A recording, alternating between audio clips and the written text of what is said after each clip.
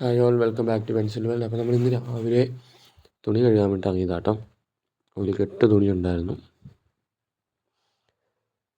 അപ്പം തുണിയെല്ലാം കഴുകിയിട്ട് വെച്ചിട്ട് വേണം ബാക്കി പരിപാടികളിലോട്ട് കിടക്കാനെന്ന് വിചാരിച്ച് ആദ്യം തന്നെ തുണിയെല്ലാം കഴുകി വൃത്തിയാക്കിയേക്കാമെന്ന് വിചാരിച്ചു.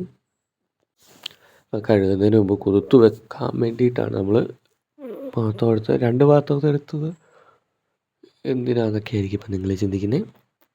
യെസ്, നമ്മൾ പണിക്ക് ഇടുന്ന നമ്മുടെ വർക്കിനിടുന്ന ഡ്രസ്സും നല്ല ഡ്രസ്സും എല്ലാം ഒന്നിച്ച് കഴുകത്തില്ല. അപ്പം അതുകൊണ്ടാണ് 2 പാത്രം. ഒന്നിനകത്ത് നമ്മൾ ഡ്രസ്സ് ഇട്ടു, മറ്റേനകത്ത് നമ്മൾ വർക്കിനിടുന്ന ഡ്രസ്സ് എടുത്ത് ഇടുവാണ്. കാരണം വർക്കിനിടുന്ന ഡ്രസ്സ് മുഴുവൻ പെയിൻറ്റും ഒക്കെ കാണും. അപ്പോൾ അത് നമ്മുടെ നല്ല ഡ്രസ്സിലാവാതിരിക്കാൻ വേണ്ടിയിട്ടാണ് കേട്ടോ 2ആയിട്ട് കഴുകുന്നത്. ഇപ്പം അത്യാവശ്യം വെയിലൊക്കെ തെളിഞ്ഞിട്ടുണ്ട്. മിക്കവാറും മഴ പെയ്യുമായിരിക്കും. അപ്പം തുണി കഴുകിയെടുത്തു. പറഞ്ഞ പോലെ തന്നെ മഴയും പെയ്തു.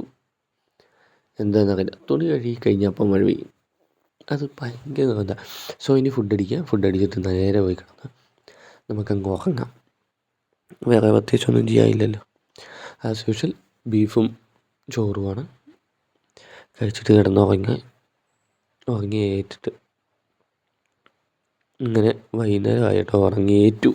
കുളിച്ചു, കാപ്പി കഴിഞ്ഞിട്ട് എനിക്ക് കുറച്ച് പരിപാടികളുണ്ട്.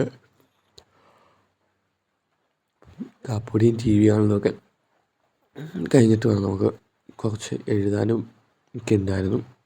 അപ്പം ശരിക്കും എഴുതാന്ന് വെച്ചാൽ ഞാൻ പഠിക്കുമല്ല, വേറെ കുറച്ച് ഒഫീഷ്യലായിട്ടുള്ള കുറച്ച് കാര്യങ്ങളൊക്കെ എഴുതാനുണ്ടായിരുന്നു. അപ്പോൾ അതൊക്കെ ഒന്ന് എഴുതി വെച്ചേക്കാമെന്ന് വിചാരിച്ചു.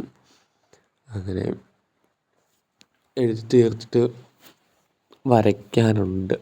അപ്പം വരയ്ക്കാനിരിക്കണമെന്ന് വിചാരിക്കുന്നു.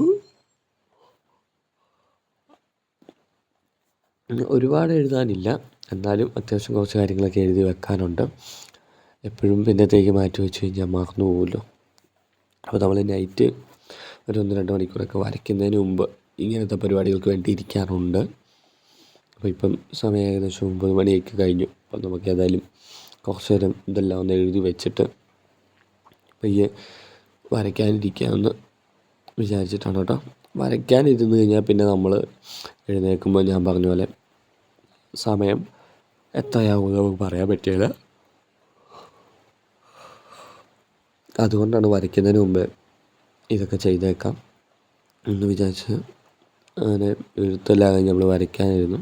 അപ്പോൾ ഇനി വരയൊക്കെ കഴിഞ്ഞ് നമ്മൾ നേരെ കിടക്കും. അപ്പോൾ എല്ലാവർക്കും ബൈ.